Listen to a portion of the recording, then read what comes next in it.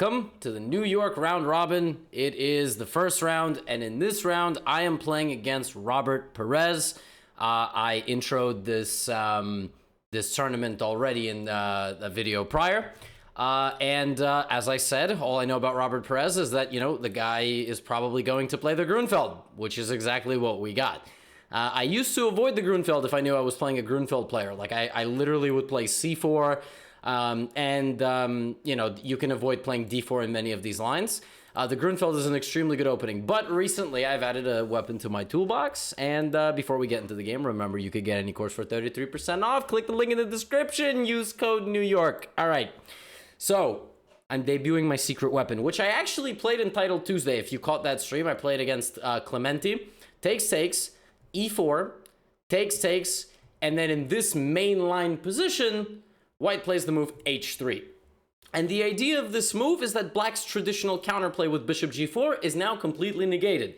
And all of the tactics around this pawn with knight on c6 and queen on a5 and stuff like that, which is the traditional counterplay, is weakened a little bit. However, h3 is a significant investment of tempo. It's kind of an obscure move, so naturally Black should be able to equalize. There are many plans here. My opponent chose the critical plan, which is going with a kind of a queen sortie over here and pressuring my center. The other plan is just not to move the queen at all, and do kind of something like this, and, just, like I said, like not move the queen. Strike back in the center with f5, because at least your bishop supports the pawn.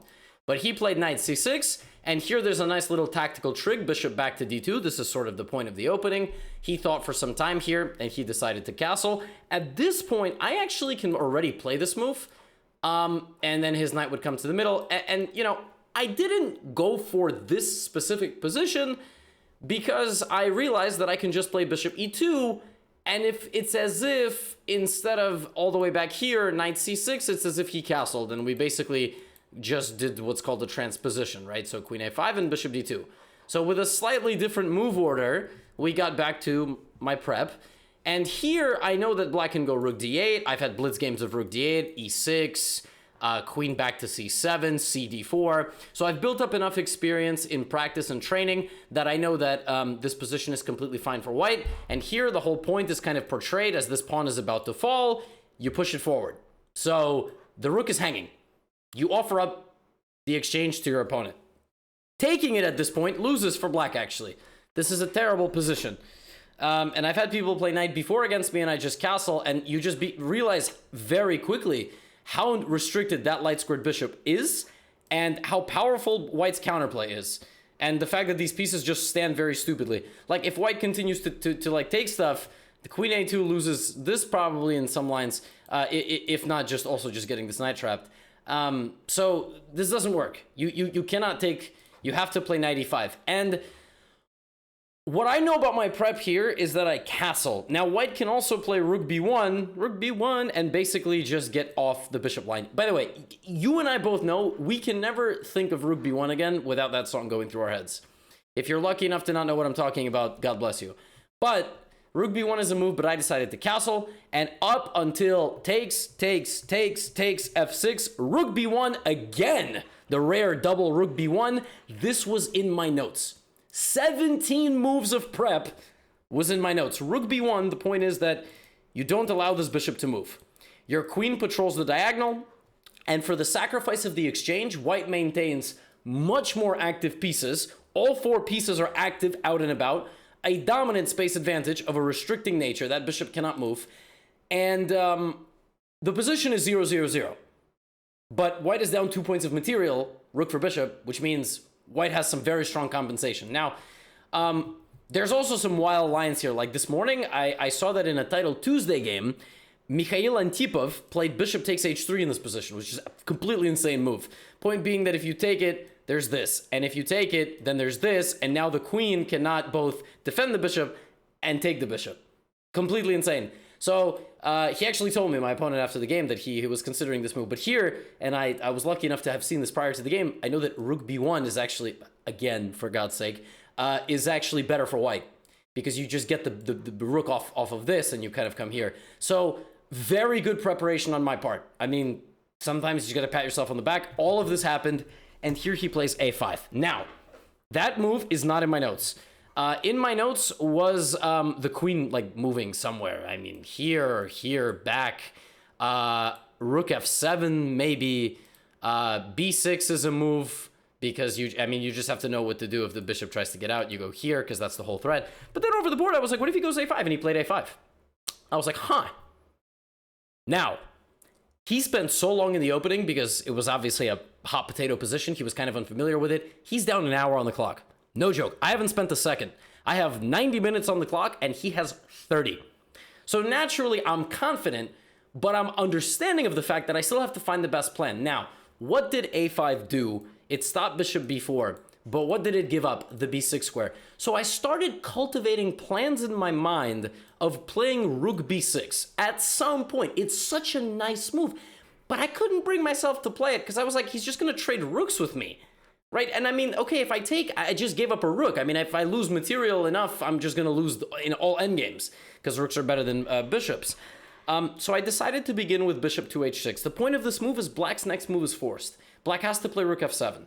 Because if black plays rook e8 or rook d8, I crash through. I told you my other plan is to play the move e5, which is the beautiful thing about this queen. I've removed the guard of f6, and that's mate. That's unstoppable checkmate. So he has to play rook f7, and now I settled in for a think. And I have two plans here. Plan number one, bishop e2, which I thought was a really nice move. The point of this move, leave the pawns for now, and if he kind of goes after them, just be patient, because he has no moves. He has no moves. It's very hard for him to do anything. And I'm also constantly threatening bishop like c4. So for example, just a bad move, I always have something like d6 and bishop c4 and d6. Like just trying to break through on that diagonal, right? So I thought bishop e2 was a very classy move. I was actually very happy with this move. But here the engine gives even better move. Rook b6 now. The point is that after rook a6, I can play a very calm move, queen b1. And here the engine claims that white is almost winning. It just finds this very nice little idea to like kind of do nothing. And the point is that here, I didn't see this idea. You sack the second rook. You just sack and you have queen and two bishops versus queen and two rooks, and it's completely winning. And actually after rook b7, white, the black cannot take the rook because the queen gets in, and so you have to go here. I didn't see that, okay? I mean, I kind of saw this, but I was like, I don't really know what, like, where am I going, right? So that was the idea, because also I'm trying to not allow the queen to come back to d6. Fascinating. Now I know why a5 is not the right move, because the first move out of your notes, you're like, I know all the best moves in this position. Why is that not the best move? Instead of that, I played bishop e2, and here I was like, okay, I'm going to b6 anyway. Now, admittedly, I could have just kind of not worried so much about this and played it very slowly, like queen c3, just slowly improve the position.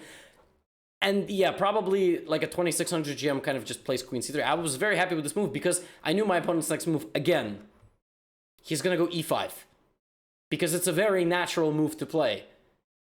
But I was actually very confident if he played e5 because I thought that that gives me a pass pawn. Like notice here, this pawn can't move up. But in all endgames now, I have a pass pawn, which is very important for me, and I can always chip away at that pawn with f4, and so here I just beeline for b6, but with my queen. I was pretty cerebral here that this endgame is torture for black, and the clock is ticking. Admittedly, I shouldn't have rushed it. I shouldn't have made so many committal decisions. Bishop e2 was okay, but queen d4, queen b6, a little too committal. A little bit better to just kind of apply pressure, just improve my position, let him unravel by himself, because I kind of forced the issue, and I thought I was doing a good thing. I was like, okay, I'm just, you know, chilling over here. He can't really play bishop d7. That's just the free pawn. But I actually thought he has to do this, because what else do you do? If you play f5, there's no threat. There's no threat of f5. I just thought I can even go like something like this. I mean, black's position is horrible, just completely horrible. I thought f5, even bishop c4. Like, what does black do? What does black do? Black just has no moves, it feels like, right? So here he played rook c7, and I was like, okay, I think that's a blunder. The idea of rook c7 is to give me f6, but prevent mate by playing bishop to d7, right? Like, he's going to get his bishop out, his rook out. And I was like, no, I can't allow that. I have to go here. It's my first instinct. I have to go bishop b5. Because if this, I have this move. And then if this, I have this move. Okay, very good. Boom. Then I was like, wait a minute. What if I do take on f6? So here, bishop d7, and his counterplay can be stopped by me pushing my pawn. So rook f6, here, push pawn, and if he tries to come down here with the rook, that pawn push opens this diagonal. So my bishop can always go there. I was like, aha, I got him. And then I realized that once I win f6, I have a mini 3-on-1 imbalance in the center of the board. And I can push these pawns through by playing the move f4. So I'm going to take on f6, and then I'm going to play f4 after I play d6. I'm going to play f4, and then d6, and then f4. And I thought it was smooth sailing. Now, the mistake I made is I should have played f4 here. It turns out that I don't need my bishop on this square. I kind of blitzed this move. That was my idea. But turns out that this is even better. Why? If he takes, I don't even have to take back. But this is not the right idea, maybe. I go like this. I play bishop f3. My bishop escorts the two pawns. This doesn't matter to me anymore because my play is faster. I'm faster with my pawns. I didn't conceptualize this idea during the game. I was like, I have to play d6. I mean, why would you not play this move? But f4 was winning, just completely winning on the spot, which means rook c7 was inaccurate. I should have just played f4 faster. I should have just realized that, like, even if black tries to stop my pawns, he can't because of the mate. So he got his king caged in, and because of that, he killed his rook's activity, right? So I was like kind of excited. I was like, oh, okay, cool. But I played d6, and I didn't know where his rook was going to go. I couldn't figure out where of these squares. Rook c2 doesn't make any sense because I'm just going to attack him. So I'm just going to go here. And by the way, that bishop is a killer on h6. Absolute killer. You see why I sacked the rook for the dark squared bishop? Because my dark squared bishop becomes a killer. So I thought his best move was rook c5. That's called a prophylactic move. Just defending against, anything coming here. So something like this. White still has a lot of ways to play because if pawn takes f4, I can still play e5. If takes, I have check here, which is just winning. I'm creating two threats. So I'm just bullying that king in the corner. But he played rook c3, and I was like, okay, that must be a mistake because now f4. And you could tell, my time here is maybe 50 minutes. I've spent some time thinking. He's down to maybe 6 or 7. I could kind of tell he was getting a little frustrated because my point here is not even to take this back. My point here is to just keep chugging forward. And I was like, okay, I think I'm winning. Like now I can kind of see the end. I can see the end. I have a few ideas, but I still have to be precise because I still was miscalculating very slightly. So no check works because just king h2. I was always looking if something like f3 might work, like sacking something completely ridiculous and trying to like blockade me on the light squares. And actually the engine doesn't hate this. It thinks this is like maybe okay. It's not if you let it run, but at first it's like, oh, blockade. There's no blockade. So e5, rook e8. Now, my initial idea in this position was I win on the spot with the move e6. This was my idea. And I almost was like, I'm going to play. Here's the point. If rook e6, there's mate. If this, I thought easy, bishop b5, game over. Just game over. I mean, he cannot defend this. But I realized he can sack the other rook. It's like, oh shit. Oh no. I can't win this. This is a draw. Because I don't have enough pawns. Like, I don't have 2 pawns. I can't get through on the light squares. Opposite colored bishop endgame. I can't get through on the light squares. So I was like, uh-oh. Okay. How do I win? Worst comes to worst, I just take. And okay, we play some endgame. Then I had an idea. What if I just trade bishops? I realized there's no threat. There's no threat because of mate. So I was like, what if I just trade bishops? Is this winning? He has to prevent this move. He can prevent this move and this move by playing this. Because e6, boom, and I'm losing. And d7, boom, and I'm losing. So I was like, okay, he's going to play rook d3. So in my mind, after the move rook d3, I'm calculating, right? I spent like 5-10 minutes here. I was like, okay, rook d3. What do I take this pawn with? And my initial idea was to play bishop takes f4. And I was like, this is an easy win because I'm just going to play g5, e6. How does he prevent this? King g7, g5, e6, d7. I mean, white is winning. Like, okay, I mean, very easy, right? And then I realized wait a minute. Why don't I take with the rook? Why am I even letting his king come up? And I started calculating what's the difference, and I realized there's a huge difference. One of these moves wins the game. The other one loses the entire advantage. Here's the point. Bishop takes f4, loses the advantage to the shocking dynamite strike g5. See, I thought rook f8 at first, and I thought this, but even here g5. And I'm not fast enough. Here, I'm not, like, here is at least, like, working because I get through. But if I play this, I don't have a threat. Like, look at this position. I'm paralyzed. I have no moves. If he plays d7, I'm stopped. Bishop c7, a4. He's too fast. I'm like, oh my God. Bishop f4, g5. But I realized something. I can just go here. That move stops all g5s, and now I have a winning idea. It's hidden. How does white win this position? You make an impossible looking move. You play e6. If takes mate. But if this, my rook used to be on that square, so I could not play e7. But with my rook on f4, I can, and I win. The weakness of the f8 square is incredible. e7, beautiful move. And black cannot get back in time to stop everything. If he plays this, I just, of course, take. And rook f8 mate, rook f8. And pawn defense. Amazing, right? Rook takes f4. And then I was like, I know exactly how this game is going to end. He is going to play g5, anticipating this. I cannot play rook f6, because then this idea does not work. It's very important where my rook is, and it cannot be on f6. I was like, he's going to play g5. I'm going to go here. Then he's going to do this. And if I take this, his king gets to the pawns. And I'm not even sure this is winning. And I realized I have a win. I have beautiful move, e6. If takes, 3 connected pawns win the game. If takes, mate. And if takes, check. And now his king cannot escape because my pawn covers the escape square.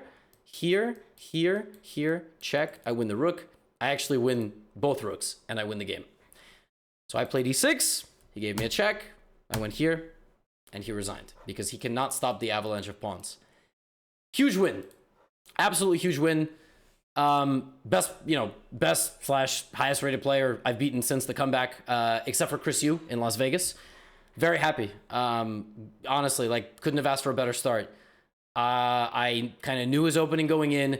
I didn't do a huge amount of prep today, to be honest with you. I was like, if he plays the Grunfeld, great, and if not, then all right, we'll just have to play chess. I reviewed my lines of h3. I finally got a chance to detonate my prep. You guys remember my last game in St. Louis? How I detonated my prep in the King's Indian, and then I lost? Well, here's a game where I detonated my prep, 17 moves of it up until rook b1. I knew everything.